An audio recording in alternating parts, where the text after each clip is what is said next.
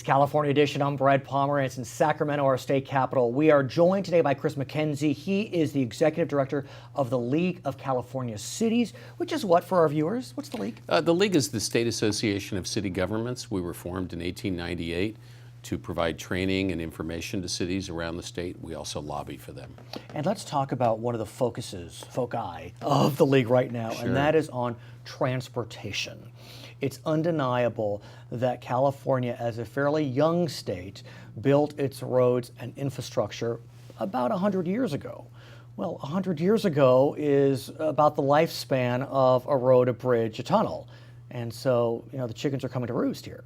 Right, and actually the key here is how well you've maintained that 100-year-old road, because it's about 12 times cheaper to maintain a new road over its lifespan than it is to let it deteriorate and then rebuild it. But we're facing such a terrible deficit today. We've got about currently a $40 billion backlog in the condition of city and county streets and roads, and that's going to grow to about $78 billion in the next 10 years. It's so bad that we need to double what we're spending today just to keep them in the condition they're at right now. So we'd still have a $40 billion deficit if we doubled. Basically, that's right. Because we're just keeping it status quo, as you It is deteriorating so fast, our streets, our roads, our bridges, that if we don't make a substantial investment, it's going to cost the taxpayers so much money. So let's talk about the challenges that face transportation funding. We know that much of it is funded through the gas tax. Correct. But here's what I see. We have inflation, but we also have electric vehicles that allow us to use less gas. We also have cars being more fuel efficient. Correct. And we have not seen an increase in the gas tax in 20 years. Correct. And right. so how are you making up for this gap? We're not able to make up because under California law, we are wedded to the gas tax by state law. We can't levy local gas taxes in order to make up the difference. So today the gas tax is producing in value about 50% of what it did 20 years ago.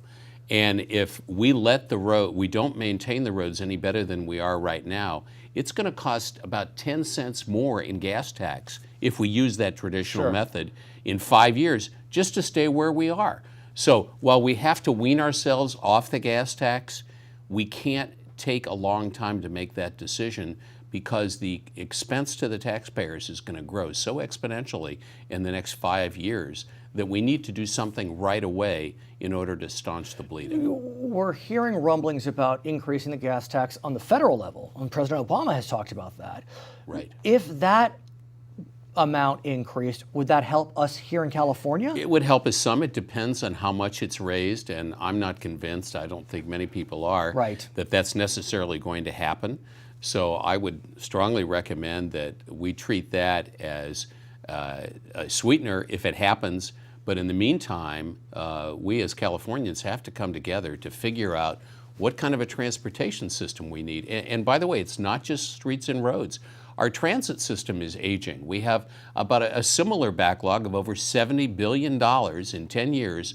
We'll need to find $70 billion just to keep our transit system the way it is and to meet the needs that we're going to have in 10 years. So how would California increase its gas tax? Would that be through a 2/3 vote of the legislature? Would it be through an initiative that goes to the voters that I believe wouldn't need 2/3? Historically, we have done this at the state level through a vote of the legislature, and it would be a 2/3 vote of the legislature. We haven't gone to the voters to raise these basic infrastructure maintenance costs. That, of course, is always an option to do it. But listen, let me put this in perspective. The typical voter, a typical taxpayer, gas taxpayer today is paying a little under $400 in gas taxes.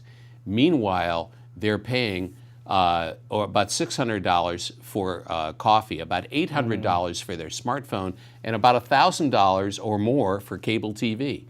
We're happy about that, by the way. And you're happy about that. But be that as it may. Significantly underinvesting in the thing that gets us to every place we have to go to every day. And every trip starts out on a city street or a county road. As you know, though, at this stage, there are a lot of rumblings about the gas tax and a, quote, hidden gas tax, because as part of the cap and trade program that was passed through AB 32 in 2006, all of a sudden petroleum fuels for cars are now triggered, are now part of the cap and trade program. Correct. So we hear folks saying there's now a 15% or 15-cent increase in the gas tax, and that's being siphoned into cap and trade, which is being siphoned into high-speed rail.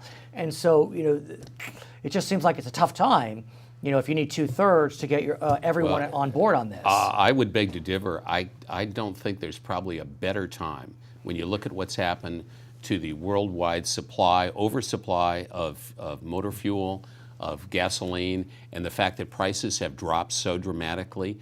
We are all individually saving because of the drop in gas prices, but we're going to pay in a few years because the taxes are going to have to be raised that much more as we allow this system to deteriorate. Think about what happens to the roof on your home. If you don't make minor repairs as the roof ages, you're going to have to replace the whole thing. Has the league proposed a specific solution? Have you said we need to raise the gas tax 5 cents a gallon, or are we there yet? No, we're not there yet. We're actually exactly where the governor is. He proposed that the legislature come up with a plan. We're encouraging them to come up with a plan. We're engaged in discussions about different ideas, but it's too early to say what we support. We do support increasing taxes in order to support our street and road and our highway system and our transit system. We could probably support a number of different packages.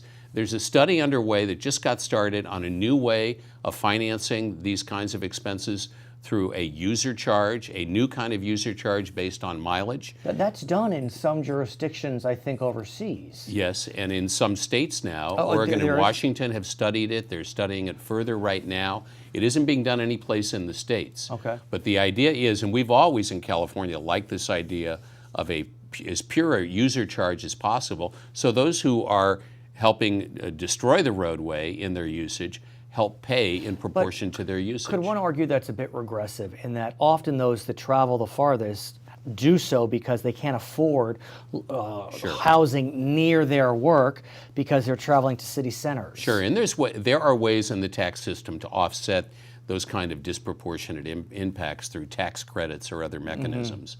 But as a starting point, most of us would agree, and I think many of those people who have to drive such great distances, that the fairest way to do this out the gate is to do it based on usage. And it's the most defensible. What's indefensible is a system that ends up taxing the people who can least afford it in the long run much more because we did a bad job of maintaining our public infrastructure. We're neglecting it today. We've got to quit neglecting it. How do you get to 2/3 in this legislature? There's no Democratic supermajorities. Right, You need Republican votes. Absolutely. How do you get to 2/3? Well, I think the Republicans that we're talking to have a high degree of sensitivity, as the Republicans in Congress do, to the importance of maintaining streets and roads and transit. They know it's vital to our economic development. So we'll be having those conversations. They've already shown a real interest in this. At the federal level, the Republicans are saying they're open to the idea of raising the gas tax. They haven't said it here yet, but I think there's a lot of interest in beginning to step up to the plate and really take a shot at this problem. Does this happen this session? Do you see movement I this think there's session? a very strong likelihood something could happen this session. Everybody's aware that next year is an election year. It's always tougher to get things done in year two when folks are going into elections. Plus, remember, I said we're going to have to raise the gas tax 10 cents more in 5 years if we don't start cracking this problem. We can reduce that impact if we do it this year. His name is Chris McKenzie. He is the Executive Director of the League of California Cities. Thank you so much for joining us. I'm Brad Pomerance, coming to you from Sacramento. It's California Edition.